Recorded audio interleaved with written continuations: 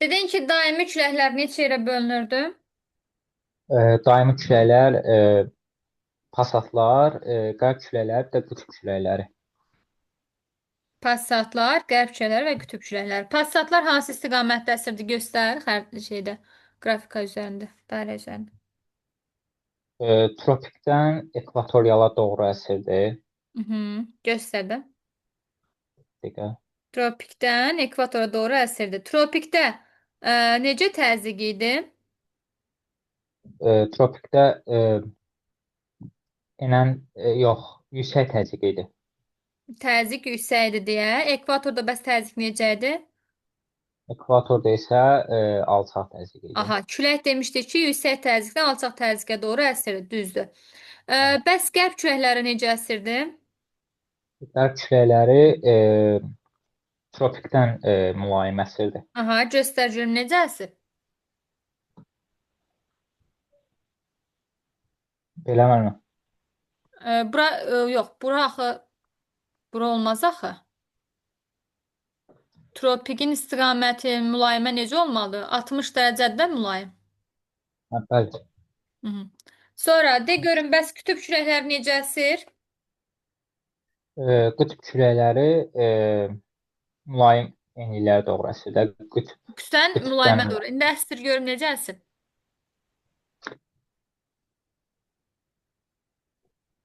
belə mənmi? Oradan çək də bax axı qütüblər burdadır. Qütüblə mülayimin arası buradır. Bu olmaz. Yaxşı. Bəli. Mən də görüm küləklər şimal yarımkürəsində Kaloris qüvvəsinin təsiri nəticəsində sağa əsirdi yoxsa sola şimalda? Paxa. Şimalda sağa, düzdür, cənubda da sola əsirlər. Olabilir. Sonra dedik ki, musson küləklərinin müşahidə edildiyi ərazilər qeyd eləmişdik ki, hansı ərazilər idi? Materiklərin şərq hissəsi idi. Əsasən biz burada göstərsək, deyəcək ki, Florida yarımadasındaydı, yəni musson küləkləri haqqında danışsaq, deyəcəksən ki, bax, Şimali Amerikanın bu hissəsində Florida yarımadasında vardı musson küləkləri. Bax, burada nə yazılıb? 4C yazılıb. Düzdür, 4C nədir? Subtropikin musson əsib. Görsənmi? Florida yarımadasının şimalında subtropikin musson küləkləri əsib. Sonra burada gələndə bir də musson küləkləri qeyd edəcəksən ki, Hindistan yarımadasında var. Bax burada. Hindistan yarımadamız buraydı. Daha sonra Cənubi Asiyada, Cənub-Şərqi Asiyada, bax Cənub-Şərqi Asiya, bax bu hissədir. Sonra və Şərqi Asiyada bu hissələrdə əsib. Bəli, Aydındır? bəli, Yəni materiklərin şərq hissəsində əsib. Gündəlik küləklər isə dedik bir izlərdir. Sutka ərzində istiqamətini iki dəfə dəyişən küləklərdir. Mövsümi küləklər isə ildə istiqamətini dəyişirdilər. Sutkalı küləklər sutka ərzində iki dəfə istiqamətini dəyişirdilər. Mövsümi küləklər isə ildə istiqamətini dəyişir. Amma daimi küləklər heç vaxt dəyişmirdilər öz istiqamətini. Sonra biz qeyd elədik ki, e, qasırğalar vardı, tayfunlar. Tayfunlar ən çox harda olurdu? Tayfunlar Cənub-Şərqi Asiyada, tornadolar isə qeyd eləmişdik ki, Şimali Amerikada baş verirdi də tornadolar. bəli. Filippində olan küləklər necə adlandırılırdı? Filippində Filippinin olan küləklər necə adlandırılırdı? Baguya, Avstraliyada olan küləklər isə Vilvili adlandırılırdı. Düzdür? bəli, Şimali Afrikada, Ərəbistanda olan küləklər Səmun, Səmun idi. Bir də Həbib, bir də Xəms idi. Sonra Sirakko isə İtaliya, Fransa ərazisində əsən küləkləri idi. Bora küləkləri Adriatik, Qaradəniz sahillərində, sarma küləkləri Baykal ətrafında, Misra küləkləri isə Fransada əsən küləklər hesab edilirdi. Bəs dağlıq ərazidən təzyiq fərqindən yaranan küləklər necə adlandırılırdı? Onlar soyuq havada gəlirdi və o havanı istilədirdi. Hansı Fön küləklər idi? küləkləri, Fön küləkləri idi, düzdür. Yəni isti küləklərdə soyuq havada gəlib isidirdi, düzdür. Deflyasiya nə idi Elgün? deflyasiya, Küləyin, küləyin təsiri nəticəsində Küləyin təsiri necə adlanır? Deflyasiya adlanır da, düzdür? Eol prosesi deflyasiya adlandırır da.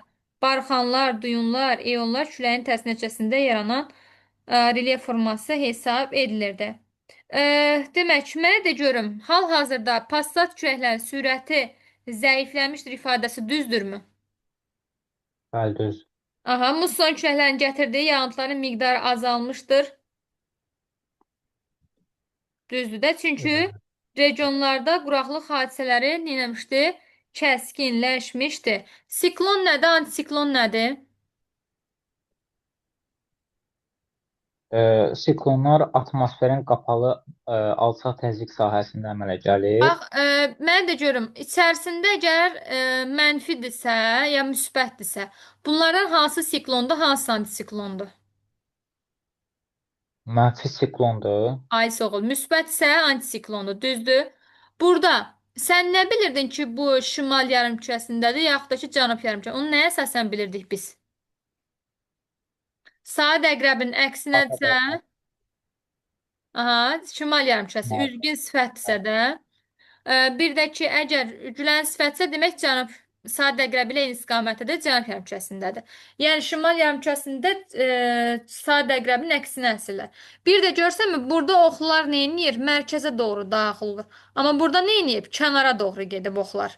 Siklon necə hava yaradırdı? Yağıntılı hava yaradırdı, düzdür? Amma antisiklon isə sakit hava idi. Burada baxanda görürsən də siklon budur, görsən mərkəzə doğru gedib. Amma antisiklonda mərkəzdən kənara doğru gedib, düzdür? Bəli, Siklon və antisiklonun təsiri altında qalan ərazilər tropik, subtropik və mülayim enliklərdir. Düzdürmü? bəli. Mhm. Bəs mənə də görüm, havanın əsas elementləri hansılardır? T, R, T. Havanın əsas Bana elementləri hansılar idi? Tır, tır, temperatur, təzyiq və bu təzyiq, rütubət. bütün Aha, qüvvətlər. düzdür. Bəs hava hadisələri nədir? Məsələn, yağıntılardır, küləkdir, qasırğadır, doludur, çiskindir. Bunlar nədir? Hava hadisəsidir. Havanın hadisəsini özündə əks etdirən xəritlər hansı xəritlər idi? Məsələn, deyirdik ki, Avropa elm cəhətdən inkişaf edib deyə onlarda heç bir təbii fəlakət hadisəsi baş vermirdi. Səbəb çünki orada elmi texnika yüksək səviyyədə inkişaf etmişdi. Onlarda biz hava hadisələrini öyrənmək üçün hansı xəritədən istifadə edirik? Sinoptik xəritələrdən. Qeyd eləyərsən, yaxşı? Sinoptik xəritələr vasitəsilə hava hadisələri özündə əks etdirən xəritələr sinoptik xəritələrdir. Havanı öyrənən elm metrologiya elmidir. Mən də görüm. Buxar nə idi? Buxarlanma nə idi? Mümkün buxarlanma nə idi? Buxarlanma nədir? Necə ərazidə olurdu buxarlanma? Parlanma yağıntılı havada olurdu. Buxarlanma qabiliyyəti mümkün buxarlanma bəs necə ərazidə olurdu? Yağıntısız. Yağıntının az olduğu ərazilərdə. Mən də görün, nisbi rütubət. Rütubətlik nə dedik? Rütubətli, o da yağıntı. Aysə o nisbi rütubətlik əsasən yağıntının məsəl üçün deyəcək ki, buxarlanma qabiliyyəti məsələn yağıntının az olduğu yerdə nisbi rütubət ola bilər? Xeyr. Nisbi rütubət 30%-ə qədərdirsə hava quru havadır. 30 ilə 60% arasında normal havadır. 60-dan çoxsa demək ifrat rütubətdir. Aşırı yağış düşüb. Yəni havanın nisbi rütubətinin yüksəlməsi yağıntı ehtimalını artırır. Yəni harda nisbi rütubət çoxdursa, yağıntı ehtimalı da çoxdur. De görün mənə 10 dərəcə havada neçə qram su buxarı var? 10 10 dərəcədə qram. 9 qram idi. 30 dərəcədə 30 qram idi. 20 dərəcədə 17 qram idi. Düzdür? Bəli, Sonra mənə de görün, buxarlanmanın olduğu yerdə buxarlanma qabiliyyəti böyük olar ifadəsi düzdürmü? Buxarlanma bilsən yağ, də əsasən isti və yağıntılı ərazilərdə olur. Bu əslində doğru ifadədir. Buxarlanmanın olduğu yerdə buxarlanma qabiliyyəti böyük ola bilər. Amma buxarlanma qabiliyyətinin olduğu yerdə buxarlanma böyük ola bilməz. Niyə? Çünki buxarlanma qabiliyyəti bütün suyu buxarlayıb aparacaq. Bilirsən ki, yağışın da olmadığı yerdə buxarlanma ola bilməz. Nə buxarlanacaq? Heç nə. Amma buxarlanmanın olduğu yerdə buxarlanma qabiliyyəti böyük ola bilər. Aydındır? bəli. Məsələn, sual verirəm sənə. Deyir ki, 20 dərəcəlik temperaturda 1 metr kub havanın tərkibində 8,5 qram su buxarı var. Nisbi rütubətliyi tap. 20 dərəcə temperaturda neçə qram su buxarı var dedik? Bayaq 17 qram idi də. Demək 17 qramın neçə faizi? 100%. Konkret bilirsən ki, sənin 20 dərəcəndə 17 qram su buxarı var. Bu da dəqiq bilirsənsə onu neçə götürəcəksən? 100%. 8,5 5-i də nə götürəcəksən? X. 8,5 qramı 100-ə vuracaqsan, böləcəksən 17. O da neçə eləyəcək? 50%. Demək, nisbi rütubət neçəymiş? 50%miş. Sonra dedik ki, meteoroloji stansiyalarda havanın rütubətini ölçmək üçün hiqrometr və hiqroqraf adlı cihazlardan istifadə edirdilər. Mən də görüm, yağıntının miqdarı nə ölçülürdü? Hansı cihazla ölçülürdü? Yağıntının miqdarı Pulvu metrlə. Yağıntının çox hissəsi səncə quruya düşür yoxsa okeana? okeana. Okeana 79%, okeana 21% isə quruya Quruya. düşürdü. Bəs quru səthində buxarlanma daha çox olur yoxsa su səthində? Su səthində Aha. Yəni quru səthində buxarlanmanın miqdarı düşən yağıntının miqdarından çox ola bilməz. Yəni nə qədər ora yağıntı düşürsə, o qədər də su buxarlanır. Havanın nisbi rütubətliyi dedik, nə ölçürdü? Hiqrometr və psixometrlə, düzdür? Mən də görüm, temperaturla təzyiq düz mütənasibdir yoxsa tərs mütənasibdir? tərs mütənasib. Ay soğul. Yəni temperatur artdıqca təzyiq də azalırdı. Deməli, temperaturun artmasının havanın su saxlama qabiliyyətinin artmasına, yəni doyma həddindən uzaqlaşmasına səbəb olur ifadəsi düzdürmü? Yəni temperaturun artması doyma həddinin azalmasına səbəb olur ifadəsi düzdürmü? Bəli, düzdür. Yəni havanın su saxlama qabiliyyəti azalırdı. Temperatur artarsa nisbi rütubətliyi artar yoxsa azalar? Azalar. Ay sağ ol. Düzdür. Çünki nisbi rütubətli əsasən yağıntılar ərazilərdə olur orada. Buxarlanmanın, deməli, buxarlanma qabiliyyətindən çox ola bilərmi? Buxarlanma qabiliyyətindən çox ola bilərmi? Xeyr. Ola bilməz. Buxarlanmanın çoxaldığı ərazilərdə buxarlanma qabiliyyəti də çox olur. Buxarlanma qabiliyyətinin ikinci adı nə idi? Nə deyirdik? Mümkün Mümkün buxarlanma. buxarlanma. Ay sağ ol. Evet, Havanın temperaturu artarsa təzyiq azalır yoxsa artırdı? azalırdı. Azalır. Havanın sıxlığı. O da Havanın azalırdı. azalır. Çünki sıxlıqla təzyiq eyni anlayış idi.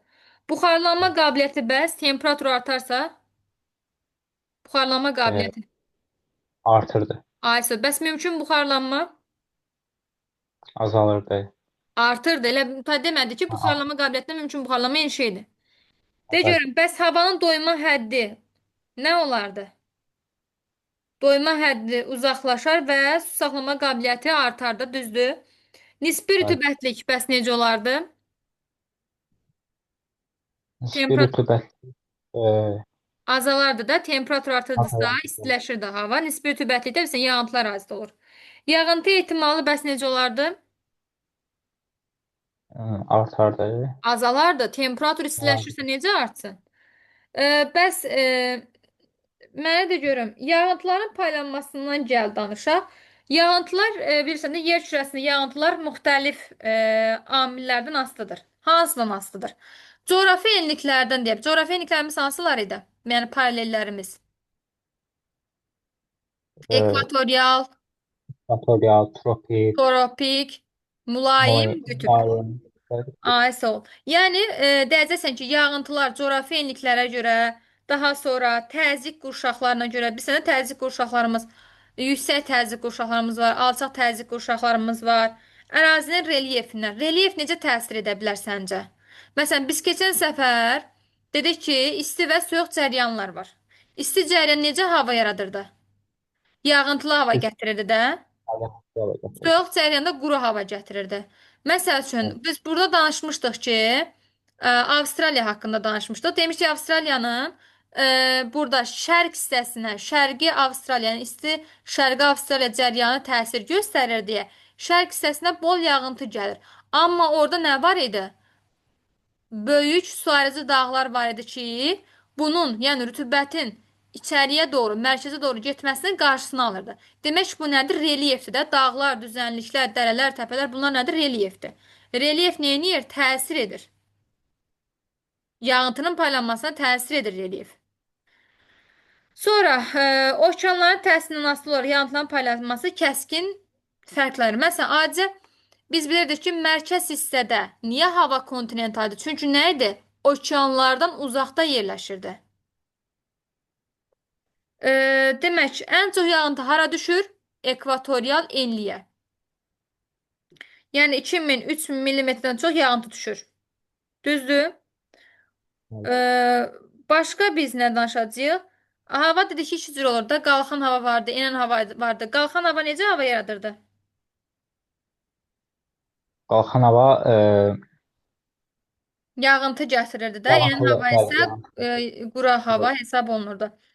Yağıntılar bilsən də üç yerə bölünür. Konvektiv yağıntılar, frontal yağıntılar, bir də oroqrafik yağıntılar. Konvektiv yağıntılar dedikdə nə nəzərdə tutulurdu? Konvektiv yağıntı nə idi? Konvektiv Konvektiv yağıntı. yağıntı. Hava qalxıb yuxarı buxarlanırsa, yəni hava neyniyir? Yuxarı qalxır və yağıntı verir. Yuxarı qalxır, buxarlanırsa, yağıntı verirsə bu konvektivdir. Frontal yağıntı isə atmosfer yağıntıların toqquşma nəticəsində yaranır. Yəni cəbhə yağıntıları da deyirlər ona. Nə mənada? İsti və soyuq cəbhələrin toqquşması. Bu nədir? Frontal yağıntıdır. Atmosfer yağıntıların toqquşmasıdır. Oroqrafik yağıntı isə dağlıq ərazidə olur. Dağların yamacı boyunca qalxaraq yağıntı verirsə bu oroqrafik yağıntıdır. Konvektiv yağıntı var, frontal yağıntı var, oroqrafik yağıntı var. Oroqrafik yağıntı dağların yamaçları boyunca qalxanda yaranır. Konvektiv yağıntılar dedik nə zaman yaranırdı? Havanın yuxarı qalxaraq yağıntı gətirməsindən yaranırdı. Frontal yağıntılar isə isti və soyuq cəbhənin toqquşmasından yaranırdı. Düzdür? Bəli. Ən böyük hava kütlələri hansılar idi? Ekvatorial, mülayim, tropik və qütübüdə. Sonra cəbhələr dedin ki, isti və soyuq cəbhələr var idi. Hər iki cəbhədən sonda nə olurdu? Yağışlar yağırdı. Bəs yağıntı ən çox səncə hansı enliyə düşər? Ən az hansı enliyə düşür yağıntı? Məsələn, ən çox dedin ki, ekvatoriala düşür, ən az da tropikə, düzdür. Bunun da səbəbi nə idi? Enin hava yüksək təzyiqin olması idi. Yəni bu enliklərdə illik yağıntının miqdarı 10 millimetrdən az olur. Gör nə qədər azdır? 10 millimetrdən azdır. Demək, bəs Azərbaycanda ən az yağıntı hansı ərazilərə düşürdü, hansı məntəqəyə düşürdü? Demişdik. Şubani, Buta qəsəbələrinə 100 millimetrdən aşağı düşürdü. Yəni 100 millimetrə qədər düşürdü. Amma ki, mülayim enliklərə yağıntı düşürdü. Qütbyanlı ərazilərə də yağıntı az düşürdü. 50 millimetr. Ən az tropikdədir, daha sonra qütbdədir, daha sonra mülayim, daha sonra da ekvatorial ərazilər qeyd ediləcək. Yer kürəsində ən çox yağıntı hara düşmüşdü? Hava adalarına, bir də Himalay dağlarının cənubunda olan Çerupunci məntəqəsinə düşmüşdü. Ən az yağıntı da Atakama səhrasındaydı. Atakama səhrası harda yerləşirdi? Hansı materikdə idi? Dünyanın ən quraq materiki idi. Atakama səhrası harda yerləşirdi? Hı? Ama səhrası Cənubi Af Amerikadaydı. hə, Cənubi Düzdür. Amerikadadır. Hansı ölkəyə məxsus? Yalnız bir ölkəyə məxsus idi. Çiliyə. Evet. Düzdür. Atakama səhrası haqqında bir əhvalat danışmışdım mən. Nə idi o əhvalat? Dedi ki, Atakama səhrasında hava çox quraq idi də, düzdür? Əhali Evet. suyu əldə etmək üçün suyu necə əldə edirdilər? Neynirdilər orada? Bir sənə dünyanın ən dumanlı yeri Atakama səhrasıdır. Quraq hara, duman hara. Bu necə bir əhvalat idi? Demişdim ki, burada nə var idi? Soyuq Peru cəryanı neynirdi? İsti Atakama cəryanına təsir edirdi. Soyuq hava bilsən də quru hava idi. Atakama isə necə idi? İsti idi. Soyuqla isti toqquşurdu, dumanlar yaranırdı. Bu dumanları da neynirdi əhali? Çevirirdi suya. Yəni onlar öz ehtiyaclarını bu dumanlardakı olan suları çevirməklə ödəyirdilər. Aydındır?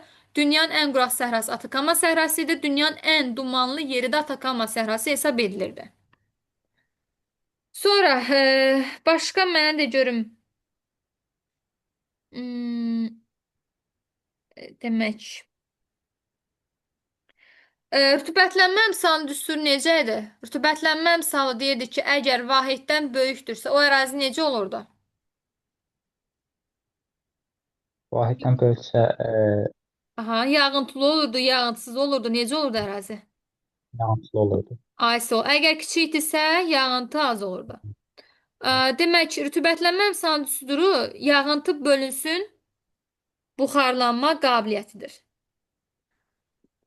Deməli, suyun buxar halından maye halına keçməsi kondenasiyadır. Düzdür? Şehdir, dumandır, yağışdır. Amma buxar halına buz halına keçməsi sublimasiyadır. Buz halına keçməsi sublimasiya, maye halına keçməsi kondenasiya adlanır. Havadan yer səthinə düşən yağıntılar hansılar idi? Şeh, qrov, duman, sırsıra idi. Düzdür? Bəli. Buluddan isə qar gəlir, dolu gəlir, yağış gəlir, çiskin gəlir. Düşərdə sən deyər havadan nələr gəlir? Deyərsən şehdir, qrovdur, dumandır, sırsıradır. Bunlar hardan gəlir? Havadan. Buluddan gəlmir hansılardır? Qardır, yağışdır, çiskindir, doludur. Bunlar buluddan gəlir. Buludlar isə neçə yerə bölünürdü Elgün? Ləkəvar, Buludlar, hə, lələkvari, lələkvari, bir də laylı buludlar, bir də topa buludlar.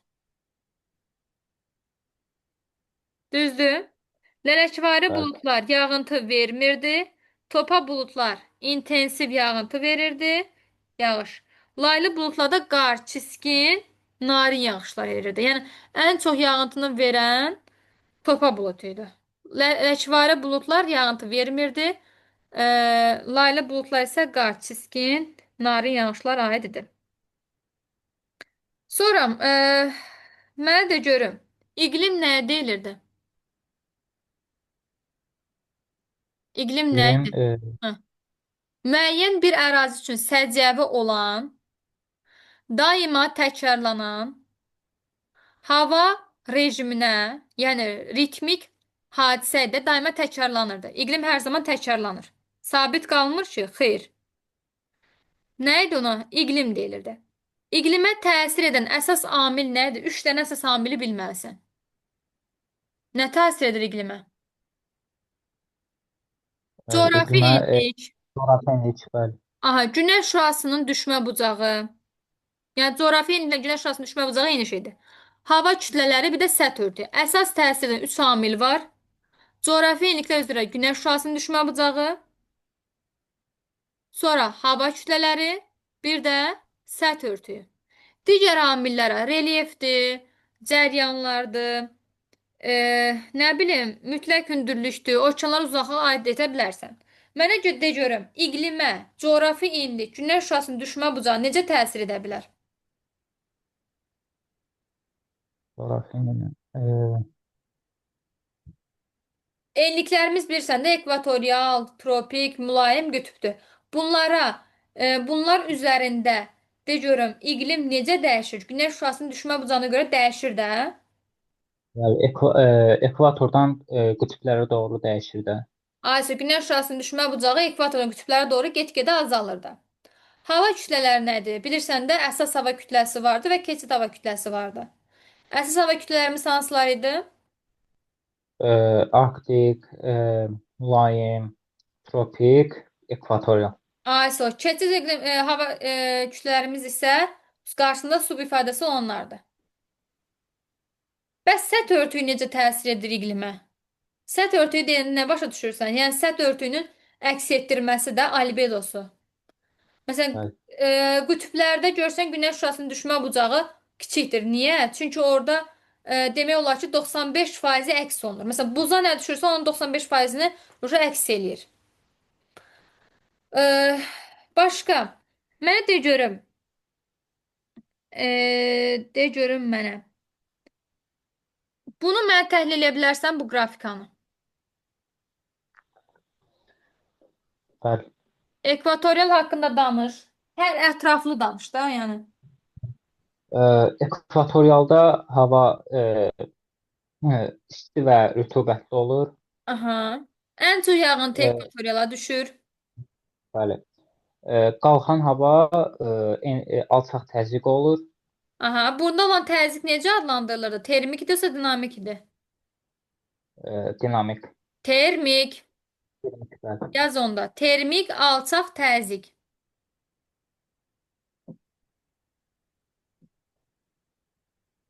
Hər hansı hava kütləsi təsir edə bilirdimi buna? Xeyr. Xeyr. İndi danış mənə subekvatorialdan.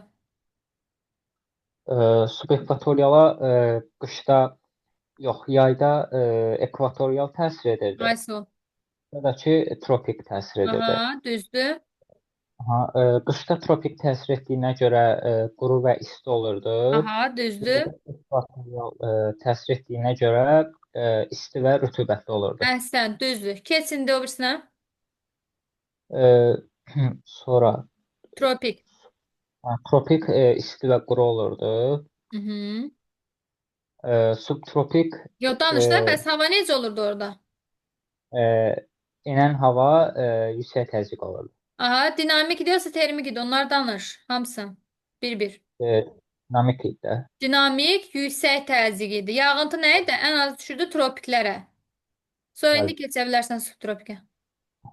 Subtropika yayda tropik, qışda mülayim təsir edirdi. Mhm. Yayda tropik təsir etdiyi üçün quru və isti olurdu. Düzdür. Qışda mülayim təsir etdiyi üçün isə sərin və rütubətli Ay, olurdu. sağ ol. Düzdür. İndi keç mülayimə. Mülayim, sərin və rütubətli olur. Qalxan hava aşağı təzyiq olur. Aha, dinamik nə idi bu? Dinamik, Dinamik alçaq idi. Alçaq təzyiq. Sonra keç subarktikə. subarktika yayda yayda mülayim təsir edirdi. Mhm. Qışda da ki, arktik təsir edirdi. Qışda arktik təsir etdiyinə görə quru və soyuq olurdu. Düzdür. Yayda isə mülayim təsir etdiyinə görə sərin və Müsbətli rütubətli olur. olur. Düzdür. Bəli. İndi burada mənə təhlil elə hansı əraziləri gəl sənə deyim də. Hmm.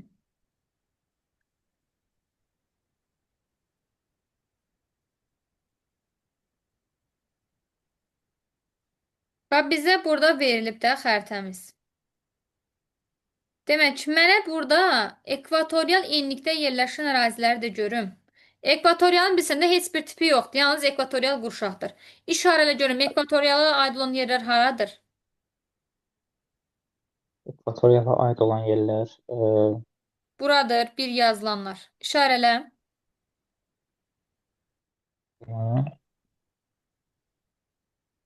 bura, bəli. Aha, 3 materik də var da. Bir, Cənubi Amerikada, sonra Sonra Afrikada, Afrikada, 2. Bir də Avrasiyada 3. De, görsən orada. İşarələ bu bir yazılan yeri belə bütöv. sonra Yox, 2-ni işarələdin. Ora deyir axı. Ekvator o 2-ni kəsib sən oranı gedib işarələyirsən. bir Ekvator də bura. kəsdiyi yerdə olar da ekvatorial iqlim. Ay sağ ol. De görün mənə, Cənubi Amerikada ekvatorial iqlim qurşağında yerləşən ərazilər haraydı? Demişdik, Ant dağları və Amazon ovalığı. Afrikada isə demişdik, Kongo çayının hövzəsi, Niger çayının mənsəbi. Sonra Avrasiyada isə demişdik, Şri Lanka adasının harası? cənubu, Malakka yarımadasının cənubu, Sumatra, Kalimantan, Sulawesi, Moluq, Yeni Gvineya adasının şimalı, Yava adasının şimalı, Filippinin cənub, Mindanao adası. Düzdür? İl Bəli. boyu isti və rütubətli olurdu.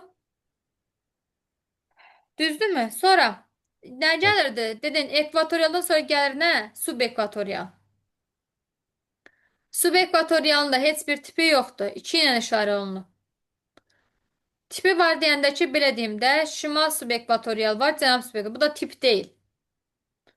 İşarələ görəm subekvatorial əraziləri. Subekvatorial ərazilər. 2 ilə işarə olunub. Deyilə biri buradadır, bax, bura.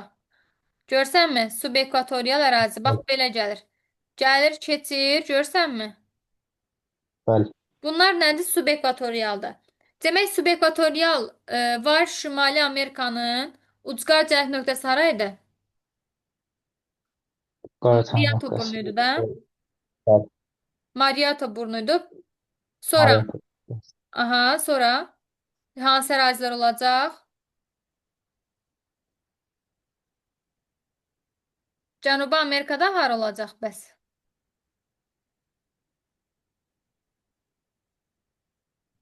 Cənubi Amerikada haralar götürəcəksən? Şimali Amerikada götürdün. Mariatonu. Cənubi Amerikada hansı ərazilər olacaq? Panama bərzəxi, Orinoco ovalığı, Gviana yaylası, Amazon ovalığı, düzdür? Buradan Bəli. keçir hara? Buradan keçir şimal subekvatorialından danışığı Afrikanın ərazisinə. Afrikada burada Senegal ovalığı vardı. Sonra Şərqi Afrika yaylası, Somali yarımadası, Efiopiya yaylası. Düzdür?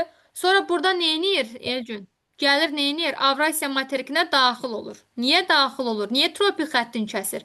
Görsən bu xətt nədir qırıq-qırıq olan? Tropik xəttidir də. Gəlir neynir bunu subekvatorial? Kəsib, keçib. Mülayimə də çatır. Niyə? Orada nə təsir etmişdi? Musson küləkləri təsir etmişdi deyə neynəmişdi?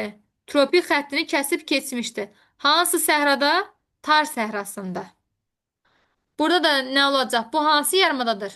Hindistan yarımadası, mərkəzində Dekan yaylası, burada qərbi qat, şərqi qat, Şri-Lanka adasının şimal hissəsi, Hind-Qanq ovalığı, Hind-Çin yarımadası, Böyük Çin düzənliyi, Malakka yarımadasının şimalı, Filippinin şimal Luzon adası. Sonra burada Hainan adası və Tayvan adası. Aydındır? Bəli. İndi gəlsən cənub subekvatorialdan danışsan, cənub subekvatoriala bəs hansı ərazilər düşür? Deyəcəksən ki, Braziliya yaylası, La Plata ovalığı, Amazon ovalığı, bir də Qranda Çoko düzənliyi. Afrikada bəs hansı ərazi düşür? Şərqi Afrika yaylası və Madaqaskarın şimalı. Sonra gələcəksən Avstraliyada isə Arlimet yarımadası, Cape York yarımadası və Barkli Platos. platosu, Yava adasının cənubu, Yeni Gvineyanın, sonra Timor adası, Salomon adasını əhatə edir. Cənub subekvatorial Timor, Salomon adasını əhatə edir. Demək, ekvatorialdan danışdın. Dedin ekvatoriala aid olanları qeyd elədin. Şimal subekvatorial da qeyd elədin, cənub subekvatorial da qeyd elədin. Sonra nə gəlir? Tropik gəlir də. Tropikdə də il boyu nə olurdu? Quru olurdu da, isti və quru olurdu. Demək, tropik də neçə yerə bölünüb? Baxaq. Nəyə bölünüb? Səhra tropik və rütubətli tropik. Yadında saxla ki, materiklərin bu hissəsində, yəni qərbində quru tropik olur. Şərqində isə rütubətli tropik olur. Məsələn, bax burada görsən 3A yazılıb. 3A nədir? Quru tropik. 3B nədir? Rütubətli tropik.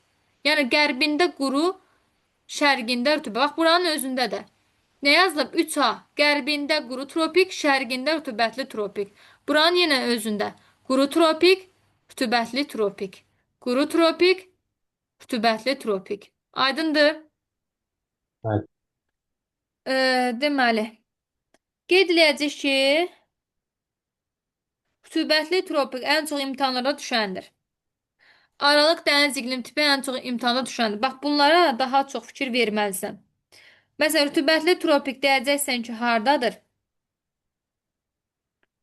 Şimali Amerikada, bax bu hissədə, bax burada.